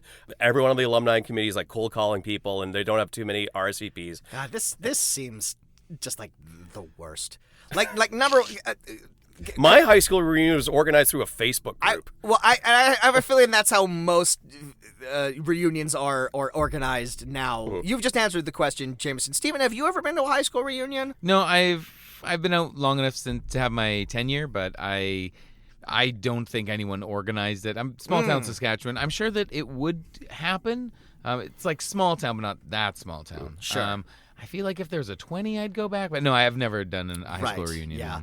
I will never get invited to a high school reunion because the high school that I spent the majority of my time at, I didn't technically graduate from. Mm-hmm. And then the makeup high school I went to get my diploma, I only went to for about 5 months, and I didn't really make any friends. Oh. But that's fine because I couldn't imagine a place I would like to go to less than my high school reunion. I did not have a good time in high school. I don't understand the appeal. Did you enjoy your high school reunion, Jameson? I had a surprisingly good time at my high school reunion. I wasn't unpopular in high school, but I was just like one of I guess countless people in high school who, just go there, have a good circle of friends, get invited out to parties. But I was never part of any one group. Like I wasn't on like the rugby team. I wasn't a drama kid. I wasn't on like AV club or whatever the fuck. But then when I went to my 10-year reunion, I was just hanging out with a bunch of chill adults who were like, yeah, we never really talked to each other. How you been? What have you been up to? And, there was just like no egos. Like we had long since grown out of our shells and stopped being like those nervous, full of hormone teenagers. And, just like great catching up with like some friends that I hadn't seen in a while, having conversations with people I never really connect with. And a friend of the show, Danny Marquardt, and I, we're still friends to this day, and we're pretty much the only people from high school that we hang out with. But nobody else knew that we still hang out. So we concocted this one little agreement when we saw each other. We recreated that thing from Predator where Arnie and Carl Weathers were like, Dylan, you son of a bitch. Excellent. And then we high-fived and flexed at the same time. So you do like the arm wrestle but in mid-air. Yeah. The highlight of the reunion. But it was just fun to see who got hot and who got fat. That's pretty much what high school reunions are all about. That's what you do. So he's on this committee that, as you say, they're cold calling people to try and get them done. The majority of my notes, like I do feel like I stopped taking notes on this movie for a while, and I just ended up writing down funny lines that I have. Mm-hmm. Like, and there's some really good ones here. Like I like in the beginning here when Jack Black is like calling people on the phone. He's just all like, "Hey, how's it going? It's D-Money. What? No, I don't think I still suck." Like it's good. Like it's really good sort of delivery from him. Like again, he's playing like this big loser, and he's really leaning into that. He's not a he's still sympathetic at that point. Yes, but he's a loser that doesn't have like a ton of confidence. He also thinks that he's a loser. He's not like the type of loser who thinks that he's like cooler than he is. Yeah. He's fully aware He's not like, fucking conformist or anything. No, he wants to be popular. So he's on this committee. No one respects him there. Henry Zabrowski is one of the committee members. Mike White is one of the committee members. Teddy from Brooklyn Nine-Nine is also there. There's some lady actors who I didn't recognize. But they're, they all got the drinks. He drives past the bar. He's not invited, and then he goes home. to his wife, Catherine Hahn. Who's great. Who's great in general. I'm so glad that she is getting better roles than this now, because this is such a whatever role. This is such a wasted use wife role for her. Yeah. Waste of a very talented actor. Very talented actor who really who can do anything. Who's doing her best. Yeah. And she's totally fine in this, but they're not giving her really anything funny to say or do. Yeah. She's just the wife. She's just there to call him out on his whiny bullshit and there to chastise him for not communicating with his teenage son. Who he's horrible to. Yeah. He's so mean to his kid. His kid has like a new girlfriend and he wants some girl advice from his dad, and his dad is just not having any of it. Like, you're better off not having a girlfriend, because what are some chances that she's only interested in you as part of a prank, just like it happened to your old man in high school? It's terrible. I don't know if you guys forgot about this, but he also has a baby. There's a 1.5-year-old in that movie. I feel like the baby kind of disappears from the movie. Yeah, the baby just midway through. The baby's literally just there for the mom character to hold and look shocked. Like, you would do this? You'd say these things while I have this baby in my arms? That's the whole point baby of the daughter baby. is such an afterthought. This is jumping ahead a bit, but the baby daughter is such an afterthought. There's a scene where they get a house guest, and the son has to move into his sister's room, and we see him sitting in an all pink room, and the house guest is all like, "What do you do? What's with all the pink?" It's like, I had to sit in my sister's room, and for the briefest of moments, I'm all like, does he have an older sister that's at college right now? I'm like, oh, the baby. Oh, right, the baby, right, that I've seen. That's in this. Right, I forgot about that. Fuck. I don't know. That age difference between the two kids is so huge that as someone who's a parent, that second kid must have slipped past the goalie, or I'm not sure, right? Yeah. So Jack Black is racking his brain, not knowing what to do, and just late night at TV, he happens to catch a commercial where James Marsden shows up as another former high schooler of his that but the popular guy from high school is now on this banana boat sunscreen commercial where he's an attractive lifeguard, and Jack Black loses his fucking shit. He becomes instantly obsessed, immediately obsessed. He wakes his son and his wife up, and he forces them to come down and watch this. He forces his son to time him so he can record it on his phone, but record it in a way that it doesn't look, because the other thing we clue into very quickly here is that Dan, the D-Train, is a compulsive liar, because he comes back to the alumni group the next day and says, Oliver uploaded this to the Facebook page, but clearly it was him. Yeah. It was him doing it, and it was him yelling at his son to time it in such a way so that they didn't get the pause bar at the bottom of it. He's and also to include the Banana Boat logo, because here's some product placement for you. You know what I thought was kind of funny about that whole thing? Late at night, he's just watching TV, and then he sees the commercial. He rewinds it because this was made when TiVo was a fucking thing.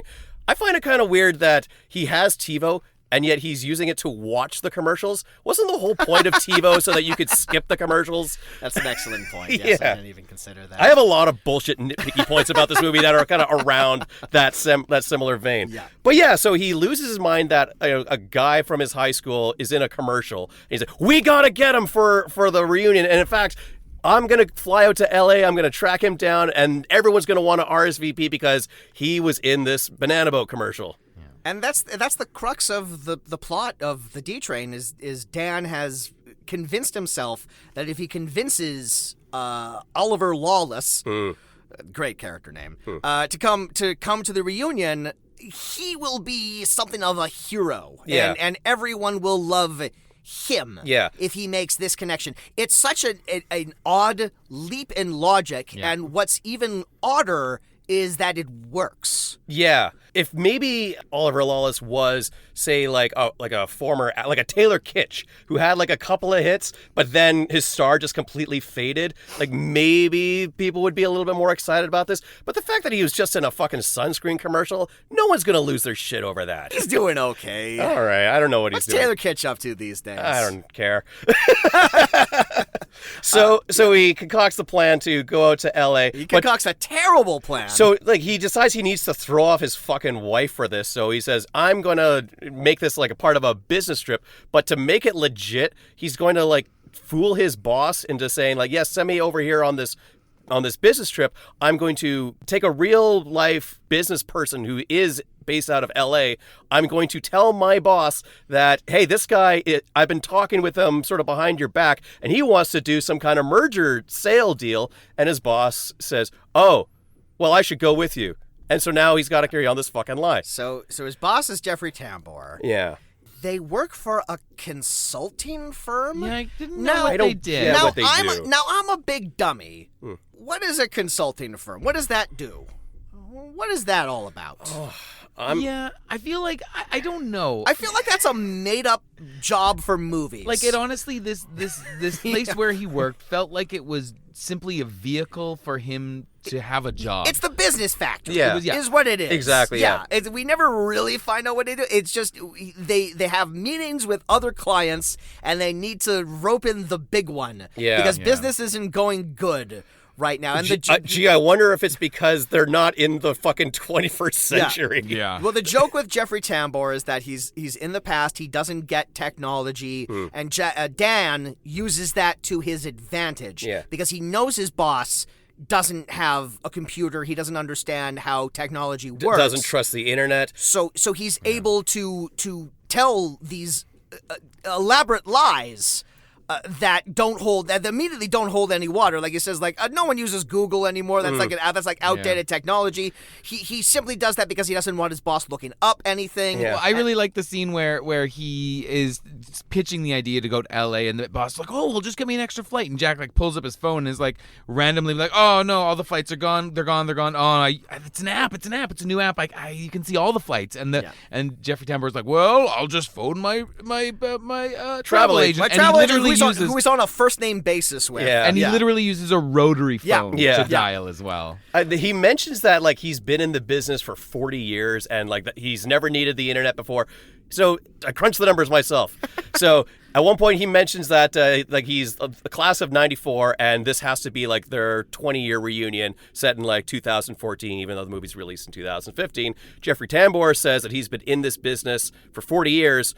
So started this around like 1974 or whatever. So he missed all of the high finance era of the 80s, the dot-com boom of the 90s, and he still kept this business afloat without the internet. Well, and he's kept it more or less the way that it's been run since the 70s and the 80s, because this office has my favorite little bit of set dressing, the vending machine for sugar-free Tab Cola.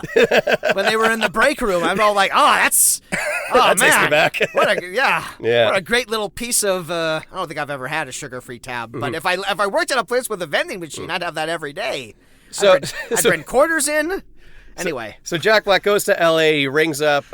he grows a soul patch? He grows a soul because he wants to look cool for James Marsden. Did he have facial hair before that? No, he did not. He did not. That's what's so funny is that we see it with shaving cream on his face, and then it's like he's in like Grand Theft Auto, where you can go to like a barber shop and come out with more hair than you started. Yeah. Yeah, it's very funny. But yeah, he's off to L.A., so he gets himself a cool L.A. look, and he gives himself the tiniest little soul patch. And he meets up with James Marsden at a hot L.A. bar. Yeah, James Marsden is just like the typical L.A. douchebag-looking kind of guy who things are not going well for him. He is projecting an air of success, but he's not projecting it very well.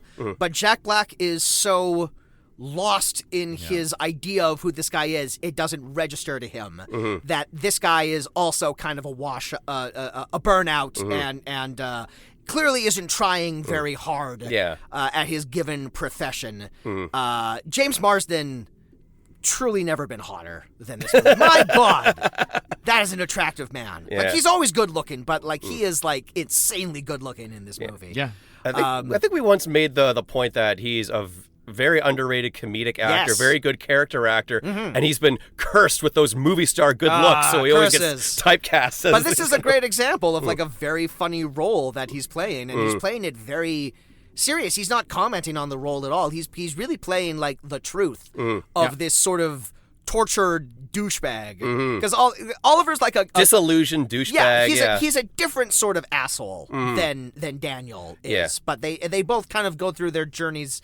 Except he's the only one that has any self-reflection by the end of it. Now, when they meet up, I feel like this is maybe this. And I also kind of gave this away in the introduction. Sort of like the thing that happens in this movie. Well, when he mentions that, like that commercial must have been make you pretty popular with the ladies, and James Marsden goes, "Yeah, men and women."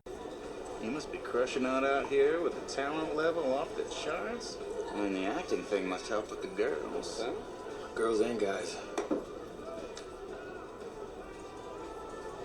What with guys? I mean, are you gay? Are you gay, dude? I mean, it's totally cool if you are. I'm not into labels. Like whatever. Cool. You just admits that he's bi. He's bisexual. He's bisexual. I'm going to sit on what I was going to say. I'm going to bring it up a little later because we have a little bit more plot to talk about. Yeah. But we'll put a pin in this. Yeah, and Jack Black's from some small town in the Midwest or whatever. He's probably never met a bisexual person. But he doesn't have like a reaction. Yeah, to he's it. like, Just kind of like, cool. Yeah, all right. Yeah. You know what? He kind of does. There's a scene where he, like, when he hears that, because James Marsden just does it so casually, like, yeah, and guys. And Jack's character, there's like a moment, there's like a 5-second shot of Jack's character like taking that information, processing it. You could be into guys and girls? What? Yeah. But I was like, is this movie going to become like really bad right now? Okay, no, it's not. Okay, But good. if Dan spends too much time thinking about that, he's going to get too far off the course of like his mission. Yes. Which is to get Oliver to the thing. So like, mean, that's something that I didn't realize, but I don't really have time to process that right now, so I'll put that away for later. Like, hey, you should come to our high school reunion. That one chick that you used to sleep with, she's going to be there. So he's like, all right, fine, I'll go. I'll think about it. Yeah. And well, it takes a couple of nights because they go out and they have like a drug fueled evening where they take muscle relaxants and cocaine in the bathroom. There's a very cringy, awkward scene where Dermot Mulroney, playing himself, shows up at the bar they're at, and Oliver lies to Dan and says, "Oh yeah, I know Dermot." And then Dan forces him to go over and talk to him, and this is the moment where you realize, no, Oliver was lying. Dermot Mulroney has no idea who this guy is. I love how Jack Black was like, oh my God, it's Dermot Mulroney. And I think the big joke with him is that people often confuse him with Dermot. Dylan McDermott. Yeah, so it would have been great if they had played up that. Dermot Mulroney is always a fun cameo to get in your movies because he's a good actor and I like him, but also it's like, so like the 5 other guys that you called beforehand were going to do the cameo. Yeah, so, Dylan McDermott wasn't available. Get Dermot on the phone. He'll do it. He likes being in things. So yeah, like they say their goodbyes, and then later on, like kind of unprompted, James Marsden just goes to Jack Black's hotel room, kind of has like, he's depressed and doesn't know what he's doing with his life, and like hasn't been put up on a pedestal like that in a long time. And Jack Black says like, well, I really just came here to get you to our high school reunion. I convinced my boss that I gave him this ruse. Yeah. He's going to be so pissed off at me. And James Marsden's like, well, what if I pretend to be that LA-based business guy to sort of throw him off the set and say the deal's off? That was one of the scenes that I really liked, actually, was when Jack Black's character is like, he's like genuinely, I don't know what I did. I know it's crazy that I came all the way to LA to find you, and here we are, and it's working, and I was like, oh, this is a genuine scene. Like James Marsden, like you guys said earlier, he kind of knocks it out of the park. Even that scene where he's talking to the celebrity in the bar, I thought he was very genuinely like starstruck and like, I don't know what to say, but thank you. Like he shakes his hand, you could be like, yeah, he's very genuine. I thought he did a really good job in this movie. What I assumed the conceit of this movie was going to be is that Jack Black's character is going to get obsessed with this guy. He's going to go to L.A., he's going to meet him, he's going to try and convince him to come to the reunion. The guy will agree, and then over the course of the rest of the movie, Jack Black's going to realize, I'm in too deep. This guy is crazy. This guy is nuts. Like, this guy is going to be more of a problem than me. And that is not where the direction the movie goes. I thought this was going to be a case where he realizes almost immediately this guy's not as big a star as he thought he was. So together they create a phony, successful Hollywood career, kind of like a Bowfinger. So like they shoot fake videos of him like going on a red carpet. So they can bring that to the reunion and, sure, and yeah. show everyone. Yeah, well, I mean, like I thought that was the direction they were Yeah. going with when he was meeting with Jeffrey Tambor, and he says, "Yeah, man, the deal's off." And Jeffrey Tambor, you know, a character who should realize that this guy's full of shit and like not taking this charade, he said, "Well, no, there's got to be a deal," and so they negotiate something at the table. Well, because like a guy who Yeah. Well, refuses to adopt to the modern world, you've established that, you know, he's been running this business for 40 years. He's got to do something. So maybe he's a great deal maker. He can snuff out a good business. You should be able to tell that this guy is not who he says but he he is. falls under Oliver's spell. Yeah. Oliver is so. As everyone does. Everyone does. That's the thing about this guy. He's just one of those like impossibly good-looking guys that you want to be around, you want to be friends with, and you don't realize until you spend a little more time with them that, oh, they're kind of a toxic person. You probably shouldn't put this person on this pedestal as much as possible. You were smiling. Where were you? Oh, I don't know. I just really like that scene too, because his character like falls in love with himself, and he's like, because when he's like, no, I won't, no, the business deal's off, and then the boss is like, no, we 25%, no, it's off, 50%. I'm like, man, why would this business deal is clearly not, but then he never asked to see any business plan or anything. He's Yeah. completely in the dark on this sort of thing, but it's very like business. yeah, screenwriter did not know does not know what a consulting firm does and either. Dan is on the side going all like, hey, well, he crunched the numbers. What can you do? The numbers have been crunched. Yeah. You can't. They can't uncrunch them. Yeah, like kicking him under the table. I mean, I like how shut James up. Marsden's character is like, it's a deal, and he like shakes his hand. Well, because he's so in on the character. He's really in the character. I like that too. And We're he like, fucks things up for Jack Black by saying yes to this deal that he shouldn't have said yes to because it's a fake company and he will obviously be found out at some point. it was like the only real acting that this character has done. Yeah. It's done it for quite a while. Yeah. So they go out to celebrate the successful deal, and there's another doing drugs and partying montage, and they just have like the best, most fun night of their lives. And I also thought, like, these guys are spending so much money on drugs and booze and, like, LA's not cheap. No, it's not. Yeah. And presumably, this is a wrinkle that I just thought of, is that he's obviously not using his company credit card, so he must be using like his actual money. At which point in time, James Marsden doesn't have any money. No, he's paying for everything. At some point in time, Catherine Hahn's going to see the bills, and it's all gonna. That's where like the movie should have come crashing down or whatever. But anyway, That's the place where the movie should have come crashing down. the specific moment. Yeah. Yes. But yes, they go back to James Marsden's apartment, and they've had like a crazy night out on the town, and they're both drunk and wasted, and and they're getting to know each other as friends. Oh, as they're getting to know each people. other. They And then Oliver tells Dan to, hey, get over here. get over here. Get over here, sexy. Come on. No, he doesn't say sexy. No. He just uses like, come over here. It's a very sweet scene. And Dan's like, all right, I'll get up out of this chair and I'll walk towards you or whatever. And they're giggling and they're laughing. They lock eyes. And it's played very well. And James Marsden reaches out and he kind of like hooks a finger into Jack Black's shirt. And then they just start kissing They get sweetly at it. and tenderly, and then they just start making out fucking hardcore. Like, good job on both these guys. They sell that fucking kiss. I thought that I loved that it went there, but I was shocked because I thought, why is Jack Black's character doing this? Like, there's no hint anywhere in the movie that he's like, maybe I kind of had a secret crush on this Oliver Lawless guy. Like, obviously he had like some kind of man crush, but it was weird to see that it developed into a physical relationship that, as the movie goes, you can see like he cannot get over it, right? Yeah.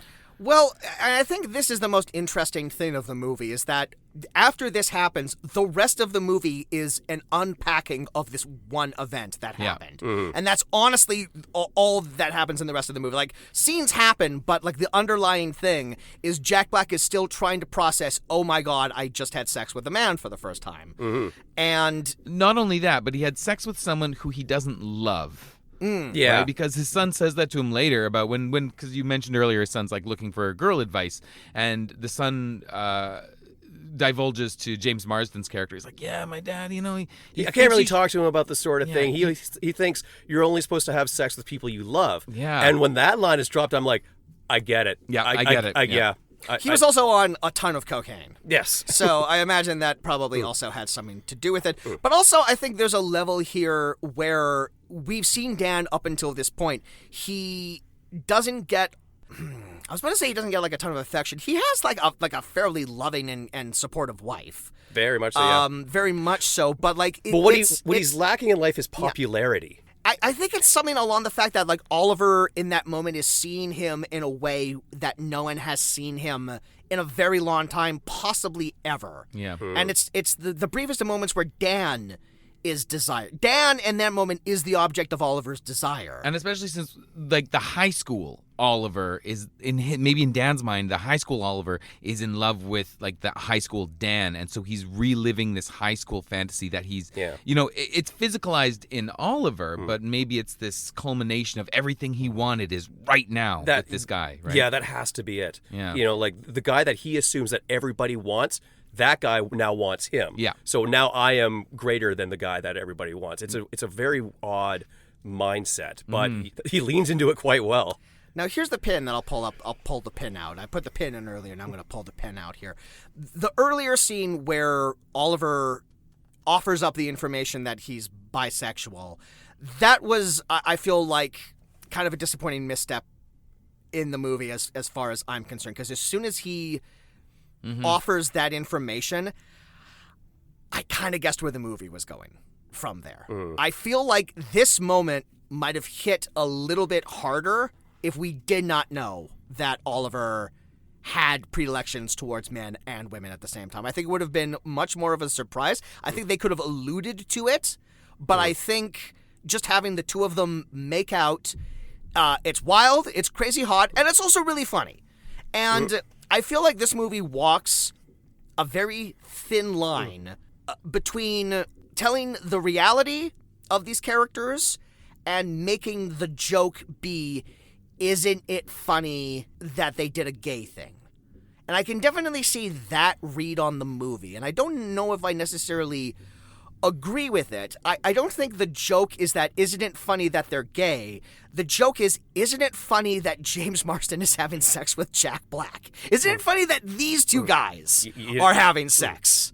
I think that's where the comedy is mined from. And I think if you read it from that perspective, yeah, it's quite a funny joke. Yeah. Thoughts? Oh, I'm just thinking about like the whole them having sex, and you guys saying there's this very like and the initial scene when it happens is very like timid, and then it's like everything they've ever wanted, and then it cuts, right? And then they wake up, and there's the morning after is very well done, I thought, as well. I would have liked to have seen more of the actual act. I think that would have been... But because the thing is they do have that one flash of the actual act, and it's Jack lying on his stomach with James Marsden like right over top of him. He's getting right up in there. Right up in there. And I thought... it lasts for like 2 seconds. Yeah. I didn't like that, because I thought that it was like, oh, he's just getting ass fucked. It wasn't like this moment of sensuality, of this moment of discovering each other's bodies, and especially for Jack, who's clearly like closeted in more than one way, and he just I felt it was a shame that his maybe only experience with another man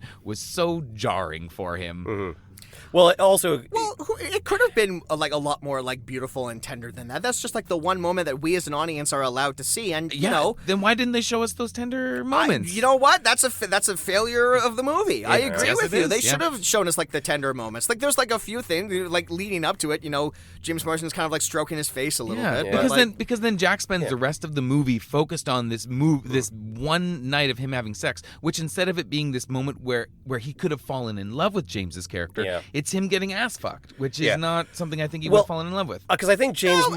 agree to disagree. Okay, yep. I mean, I believe James Marsden's character has such a casual view on sex that there is a moment where like Jack Black is like wondering, does that not mean anything to you? Did I mean nothing to you? And even in that morning, he gets out of bed. Yeah. James Marsden's like, hey, do you want some coffee? Hey, I got to take this phone call. And he's chatting to like a girlfriend of his.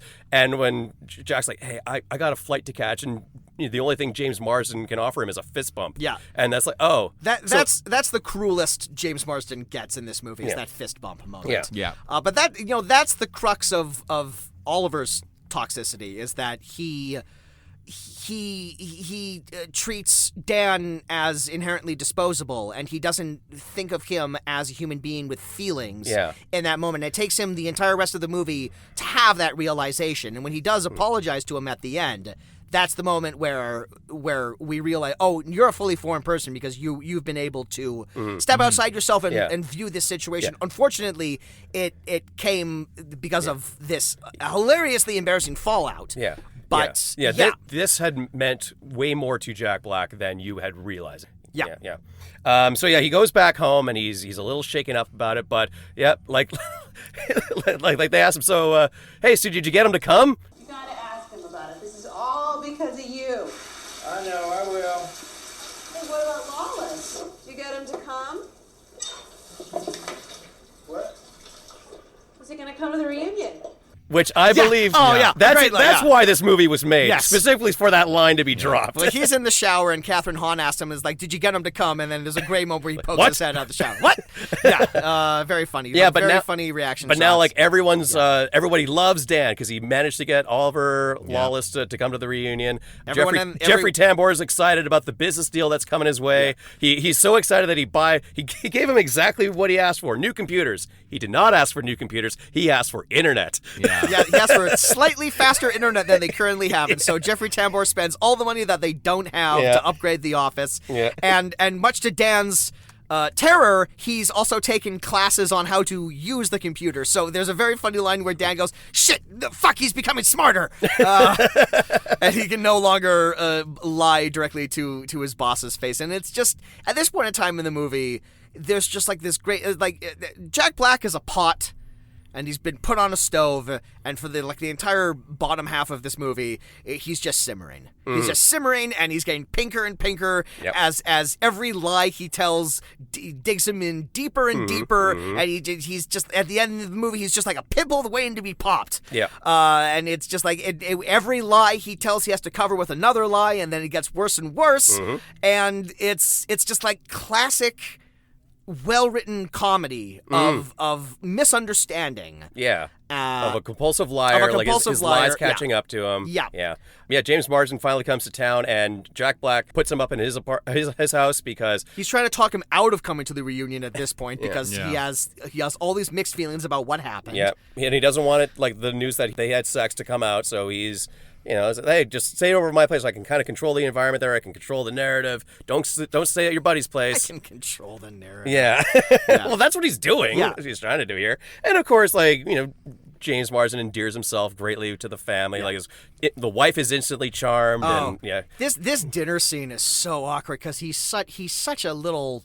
Forgive the term because I can't think of anything else. He's such a little pussy boy in this moment because Catherine Hahn and James Marsden are just having a genuine human connection where they're just catching up as old, because they all went to high school together, so they're just catching up as old friends, and they're just reminiscing on classes they used to have. And Dan cannot let that stand. He's forcing himself into every conversation. He's silently seething every time they have a laugh together, a genuine laugh together. And during this time, his son is awkwardly trying to bring up the fact that his girlfriend wants them to have a threesome, and Dan just isn't hearing it, and he's awful to the kid. And he's yelling at them. And the kid runs away from the table, crying. He's all he's fine. What were we saying about what was that teacher again? His 14-year-old son. And his overly sexual girlfriend wants to have a threesome with him for his first time to lose his virginity. And so there's a little bit of stakes for the son in that, where he's like, well, Dad, listen to me. And then the son, I'm nervous. I don't know what to do. And and then, of course, that opens the door later for James Marsden to step in and do the parenting that Dan should have done. But, of course, Oliver's parenting is maybe clues into the fact why he does not have a family with children, because it is pretty. What does he say about the lawn chairs? When you're sleeping with two women at the same time, you got to stack them on top of each other like lawn chairs. So then you just hose them down when you're done. And he says, remember to wear a condom. Specifically so you can pull the condom off and hose off those lawn chairs when you're done. God. I thought that was hilarious when the character is like, Yeah. well, I think you should have the threesome. I think that'll be fucking great. And then it's like interspliced. Like the scene keeps coming back where he's still giving him advice. Yeah. Still giving him advice. But it's another good that specifically is a good example. Another good example of how wasted Catherine Hahn is, because there's like a scene. A couple of days later, James Marsden brings like a girlfriend home, and they have sex in like the spare room, and then the next morning She's at the breakfast she's table. at the breakfast table. Catherine Hahn, a lovely person, is just all like, yeah, he brought a girl home, whatever. Yeah. It's It's all nice to over, have whatever. another woman in the It's nice house. to have another, yeah, exactly. Yeah, it's like, hey, maybe we could have a conversation, not about men. Nope. Oh, what? Yeah. What's your name? No. And Oliver and the girlfriend and the son and Dan are openly talking about, hey, tonight's the night you're going to have your first threesome, huh? Pretty exciting, huh? And Catherine Hahn is in the room with them. Yeah. But I guess she's so busy cooking eggs or doing whatever women do that she's not a part of the conversation. I'm fairly certain if she had heard what they were saying, she might have some opinions. Yeah. She might want to, like, maybe parent her kid. No, Kaz, don't you know that only fathers are allowed to talk to their sons it's about the man's having job. sex? Exactly. Hey, Dan, don't tell your wife, but your kid's going to have his threesome tonight. Dan's cool, right? She's just there to squeeze out babies and make breakfast for everyone. Squeeze out God, babies what a 12 years wasted apart. role for Catherine Yeah. Hahn. Yeah. My God. So, Oliver. Oh, sorry. Jack Black snaps at James Marsden, saying, like, "You're a bad influence on my son. Wait. I want you the fuck out of my house." Jack Black loses his temper Yes. in this movie? Yes. He yells and he Yes. screams and he makes noises with his mouth? Huh. He doesn't usually do that in movies. That's weird. Are you being sarcastic? No. Oh, okay. Yeah, he does that a lot in his That's weird. movies. Does yeah. he? Yeah. How many movies have I watched? I don't know. You listed them all. I thought I would have clued into that now. Yeah. Does he scream? Steven, does he scream a lot in his movies? No, I don't think so. I think No, this not might be really. the first movie he's ever done No. that in. It's It's definitely not all he gets cast. You know, it's like saying like Jack Black has to do karate in his movies. Like I would have noticed that. Oh shit. So, yeah, at this point, the wife chewed him out. James Marsden is mad at him. And Jack Black finally comes clean to his boss about the ruse that he put him through. And this is the part where Jeffrey Tambor takes care of an entire page of my notes. Yeah, pretty much. You faked a deal? So you could take a trip to LA? Why didn't you just buy a ticket and go out on the weekend? Yeah. In retrospect, that would have been a lot easier. But I needed an excuse for my wife, so... Okay, I got you. So couldn't you have just told her it was a business trip and left me out of it? I could have. I could have done that. I'm financially ruined now because of you. Yeah. Yeah, Dan literally says like, I'm assuming I'm fired, and he's all like, that's assuming that there's even a company to fire you from Like, anymore. Jesus, And yeah. Jeffrey Tambor plays this very seriously. He plays it he plays the tragedy of the moment, which actually makes it more funny. Yeah, because like I'm so used to seeing Jeffrey Tambor as like George Bluth, Right. Where he's just like this bullish. He's a bit of a meathead in Yeah, this. yeah, kind of like that. Yeah. But yeah, like he says like, well, Jack Black, did you get him to come to your reunion? Yeah. Hey, are we still cool? He's like, just fuck you. Well, he says enjoy your reunion, Yeah, which I- basically like saying fuck you. Like, but are it's we like, still? I know I ruined your business and Yeah. lied to you, but are we still cool? like fuck off, and Jack Dan, Black. yeah, and Dan's such He's an so aggravating desperate to be character. liked. It's infuriating. You've just admitted to this guy that you've basically destroyed the foundation of this company that you've built and worked at for like 40 years based on nothing, based on like a stupid lie that you easily could have worked around. And at the end of it, he still needs that validation that he's not mad at him because he's so weak-willed and So he's emotionally so spineless. immature, Yeah, yeah. absolutely. So he goes to the reunion. Yeah, and as expected, James Marsden is the hit of the party, and Jack Black isn't. Like, what the fuck do you think was going to happen? Well, but they've also had a fight at this point, so Right. they show Oh, up. yeah. They show up separately because Jack Black's fantasy is that they walk in together, And everyone's all like, "Oh my God, Yeah. Dan, you're the coolest." Yeah, Fuck. and he's getting wasted and he's depressed. He's and getting extremely wasted, and Again. he has picked up his coke. He's picked up the cocaine habit from Oliver. And I thought, like, where the hell is he getting this cocaine I from? would have Like, liked to have he's seen him just- buy the cocaine. He's got a Yeah. buyer now in this small town? Yeah. Like, what's even happening? Yeah. There's one guy who talks to him at the reunion who seems like an old friend of his. Like he's like genuinely happy to run into him. Yeah. They talk about This is a character that they've mentioned in passing because he spoiler alert, he ends up saving Jeffrey Tambor's business at the end because he has the actual job that the fake James Marsden had. Yeah. And he's the only visual minority character. Yes, in the he entire is. movie. He's the only non-white person in this movie. Yes. yeah. He drops the line, "Hey, people are saying that you got James Marsden to come to the reunion. Hey, not to sound gay or anything, but I would have done anything to." I'm like, why the fuck would you volunteer that kind of information? Why would you word it like that? Yeah. Yeah. I don't know. This was 2015. We all had some growing up to do in this place. But yeah, Steven, I would have loved to have known where he got the cocaine. I mean, Christ, you have Henry Zabrowski right there. Just have him buy the have him buy the cocaine off Henry Zabrowski. That's why you have him in the movie. He probably has it. Or maybe Mike White. Mike White might get into some freaky shit. Yeah. This is also kind of a waste of Mike White. I know he doesn't usually always play Steal like the movie or the anything. funny guy and stuff like that, but this is really a kind of a nothing role for him or what. He clearly did it as a favor to Jack Black. Yeah. Because they've done stuff. Yeah. together. So, Jack Black finally blows up at James Marsden at the reunion, and he's like, "Well, what do you fucking want to hear from me, Jack Black? That you meant something to me? Because you didn't, and we had sex. Get the fuck over it." And you can see the gestation of the idea behind this movie. You can tell that the screenwriters started with this scene, and they worked their way around it because it was like the pitch of this movie is all like, what if at a high school reunion, two of the most unlikely dudes just stopped the party dead and just talked about it. It's all like, what do you want? You want me to fucking swallow your cum or whatever? Yeah. It's just that. It's just like, and when it plays out, it's very fun. Like I was killing myself laughing to this entire thing because it's all like, if I watch this happen out of context, this would be like the weirdest, funniest thing to happen at like the most memorable thing that happened at the lame reunion. high school reunion, and like the high school reunion again, like talking about like set dressing and everything like that. Like this is a very depressing high school reunion, as they all usually are. I imagine, never having been to one, I can't speak for that. One thing I'm surprised this movie didn't do is after the big blowout at the reunion, there was never a moment where Dan has his realization that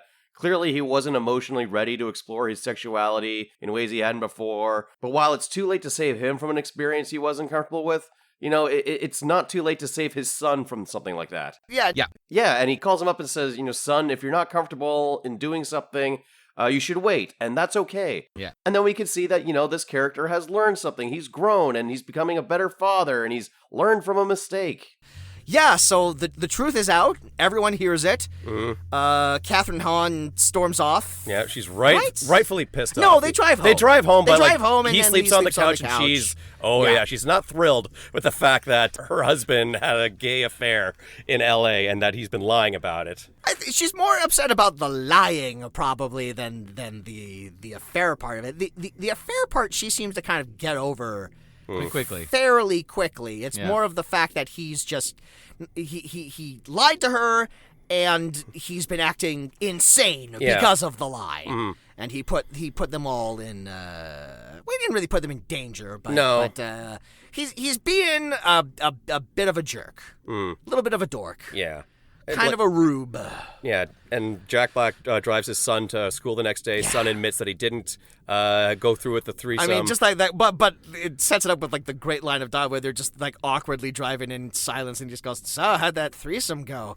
to his 14-year-old son. Yeah, and his son's like, how did the gay sex come about in L.A., Dad? And then Jack Black has a very genuine, tearful reaction where he's like, some things just kind of happen, and I don't know why I did it, but I guess I kind of did it because, and he doesn't reveal why. It's left vague, and I really appreciated that. Yeah. And man, that, like, those were some genuine tears. That was some good acting. As he's trying to explain to his son why he did the crazy things that he did, he realizes he doesn't know why he did the things he did. Yeah, I have some theories, but the fact that they left it vague, I'm like, you know what? That's good enough for me. That's great. Just mid-conversation, you can see the words get caught in his throat, and then the tears come, and it's a genuinely very good performance from Jack Black overall, but especially in this scene. And then what happened? And then one of my favorite moments, where the next day Oliver is on his way to the airport. He's getting into a cab. He's being flanked by Henry Zabrowski and Teddy from Brooklyn Nine-Nine, who have been like his sycophants ever since he showed up. They basically filled the hole that Jack Black wanted to have, and everything. Phrasing. Filled that hole. Boom. Yeah. And then as James Marsden is getting into the cab, he turns to both of them. He says, like, I could have fucked either of you at any time, but I didn't.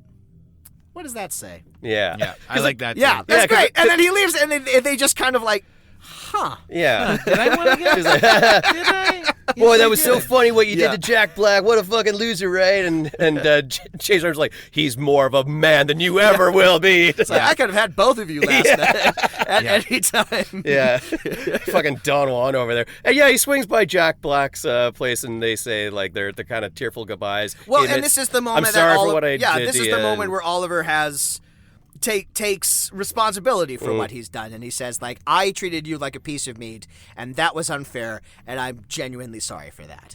And you see the wheels turning in Dan's head, but you know that Dan is not going to have a realization of the same caliber, and in fact, I feel like maybe this movie's weakest element is its ending. Oh, that super cringy Facebook post that he does? It kind of feels like they didn't know how to end this movie. Yeah. And so they kind of give it a pseudo-happy ending, even though I don't think the movie has earned a happy ending, and Dan has not earned a happy ending. He needs to pay more for the bullshit that he put everyone through. Yeah. It's nice that, I guess, Jeffrey Tambor didn't go out of business. Yeah, because a random Asian businessman saved his business. Yeah. You thank God for those random Asian businessmen. Yes, indeed. But and then there's like a brief moment where we see like a montage where like he's having dinner with his wife and things seem fine, but that's where we leave that dangling thread. And it's all like, no,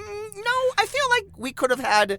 I would have liked to have had like a conversation between these two characters. Yeah. Where they fully unpacked what it means to have an extramarital affair within a relationship, particularly one that's like a same-sex thing. Because like that's not it's far from there's layers to it. There's levels to it, and he did cheat. He did cheat on his wife, and there should have been more fallout from that. Into like a 15-year relationship where, I agree. 2 kids. It felt very like he got away with it. The movie. He should end up in like a bachelor apartment by himself, eating craft dinner. He should not get as happy an ending as he gets, but we get a voiceover where he's posting on the Facebook page. Seems to really take the high road on this sort of thing, and he's like, I think what we all learned from this experience was that there's a little bit of Oliver Lawless in all of us, and that it's important for us to carve our own paths in life. And there certainly was a little bit of Oliver Lawless in me. There was a lot of Oliver Lawless in me, and it's funny because he fucked him up. And the whole post is just like basically him saying, here's what I want you to think about this. Yes. Not you come to your own conclusions, not you having your own reactions to it. Here's the conclusion I came to. Right. You just all have to live with it, and especially since I locked you out of like the alumni Facebook group. And I'm going to delete this group soon anyways. Yes, exactly. As if it's impossible for somebody else to make another Facebook group. I'm going to leave this up long enough for you all to read it, and then I'm going to delete it, so there'll be no record of me learning my lesson at all. Not that I learned a lesson at all. Signed, the D Train. And yes, and a running joke throughout this movie is Jack Black has been trying to, much like George Costanza, has been trying to get people to give him a nickname, and it never works out. And he keeps trying. D-Slice, D-Dog, D-Man. He keeps trying them out, and then, the final line of this movie is he signs his name, the D-Train, even though nothing remotely train-related happened to him in the movie.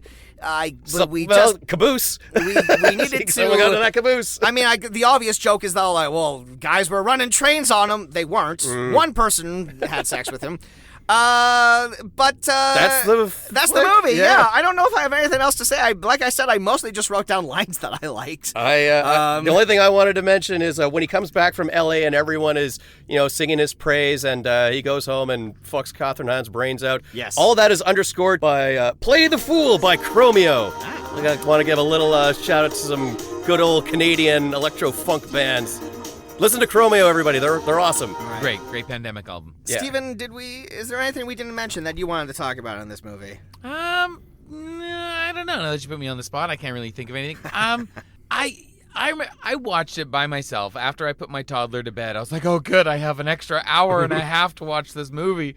And there was definitely moments where I cringed a lot, and there was definitely Very cringy movie. a lot of moments where I was like, what is happening? Why is the plot going here? Why are the characters making those choices against a plot, like against the character that I thought that they were? And like I found myself saying a lot of times, okay, I guess that makes sense. Like Yeah. I can see why it only gets a 50% score on Rotten Tomatoes and why it's not. I didn't even look it up. It's got like a 5 out of 10. It's not. I mean, it has moments. Yes, Yeah. it definitely highlights Jack Black and being not so Jack Blacky. That's kind of what it seems like to me. It's where he's like, no, I'm serious, but I still have eyebrows and I still do all these Jack Black things that you know and love. Like I said, at the end of the movie, he's even got like a fitness montage where he's doing like Jack Black kicks in the sunset. Which is one of the last things that happened. Pretty late for a fitness montage. So silly. Yeah. I couldn't find any lines, but the one thing I will mention is this one thing that I found on Wikipedia here. Is that, where is it here? Oh, yeah. Its opening weekend, the film grossed $447,000 from 1,009 theaters, which is the 15th worst opening for a wide-release film of all time. Wow. So, yeah, and in its second week, it was pulled from 847 screens. So, not a bankable movie for Mr. Black, or anyone indeed involved in this movie. This did not make its money back. On a Google search, the budget was $3.4 million, and the movie made $700,000. Yay! One of the questions I had is like, who? Like, obviously Jack Black, as one of these executive producers, read this script and thought, yes, this is fantastic. Yeah! So like, gonna highlight everything. We're all gonna make so much money. And I just think like, who thought this is the hit? This is the movie that we're all gonna make money? Because I assume that's why people. I assume that as an actor, he wanted to try out like a character who's a little conflicted by their gay experience. I don't think he wanted to. Make I money? don't think he thought that this was going to be like a big payday for him. I think this was an opportunity for him to stretch his acting muscles and play a character that he really hadn't played before. Because on the whole, he doesn't really play unlikable people. He plays kind of. Not every character he plays is necessarily like a good person, but his character in High Fidelity is a little unlikable if you look at him from a certain angle, because he's kind of an asshole to everyone, but then he's also kind of lovable, and he sings the song at the end. I don't know. I really feel like this is the closest he's ever come to playing like a flat-out villain, and he's still the protagonist, and we're still supposed to feel something for him. So I thought it was interesting, but I mean, I guess that leads us to the question we always ask. Stephen Jameson, does this movie have a certain something, or did you find that it's just a whole lot of nothing? Me, I would say it's a whole lot of nothing. I don't think I would surprising. recommend it. Okay. I think if someone asked me, would you watch the D Train again? I'd say only if I could talk over the entire movie and poke holes through it. Sure. But no, I don't think it's worth watching. I'm sorry, Jack. It's all right. As we've highlighted through his filmography, he's made a bunch of movies that are not worth watching. So it's totally fine. He seems to be doing fine. Yeah. It's better than year one. Yeah. Other than a couple of logistical faults that I've had with the way that the whole movie is structured, and a couple of B-plot elements that Or D-plot or elements? Ooh. No, I mean like a couple of things really needed to be either dropped from the script or changed wholesale. That said, the moments of him wrestling with his feelings for James Marsden, the performances between those two guys, and I think like the overall question of like, what does a character who never had any kind of excitement in his life, any kind of validation or popularity, now suddenly feels like an absolute curveball thrown his way, and how that registers to an unlikable character and unpopular character, I thought was quite interesting. And at least made the movie worth watching to me. Yeah. I think it's a flawed movie, but it made me laugh quite a bit. I enjoyed myself for the most part. I don't really like cringy humor, which is why I've kind of stayed away from shows like The Office and stuff like that. This movie was very cringy. It was a comedy of awkwardness, so it was hard to sit through at times. But I think the performances are all fantastic across the board, even if the characters that they have to play are kind of nothing. Yeah. And I think both Marsden and Black are really kind of phenomenal. So yeah, I'd say this movie has a little something. I'm not going to say it's the most successful studio comedy I've ever watched, but God, no. but you know, like I've said, I would watch this over Year One. I would watch this over Gulliver's Travels. For most of Jack Black's filmography. Goosebumps 2? Yeah. I don't know. You know, so like, you know, yeah, I'd say this isn't in the bottom 10. It's maybe like 11. But, you know, not too bad. Yeah. But anyway, Steven, thanks for coming back, buddy. Thanks for being here. having me. It's a long time coming, but Yeah. we're thrilled to have you. And I'll come by for the D anytime. all right. The D train? You know what? Or No, the Yeah, the You know D what? train. The D train. Yeah. I'm hard cutting the episode at that. That will be the end. Wonderful. You'll come by for the Record D at scratch, any yeah. point. Yes. But thanks for listening to this episode. That was the D Train, directed by two guys. Who cares? It doesn't matter. Jameson clearly doesn't think it's important. If you enjoyed this episode, please listen to us on YouTube and Spotify. If you listen to us on YouTube, Jameson includes this visual element to it, so you can see clips from the movie, you can see pictures from the movie, you can see, reference points that we're talking about. So Yeah. it'll be great. You don't have to look it up You don't yourself. you don't have to imagine James Marsden railing Jack Black. No, we'll include an approximation of that. If we can include it, Jameson will make stick figures.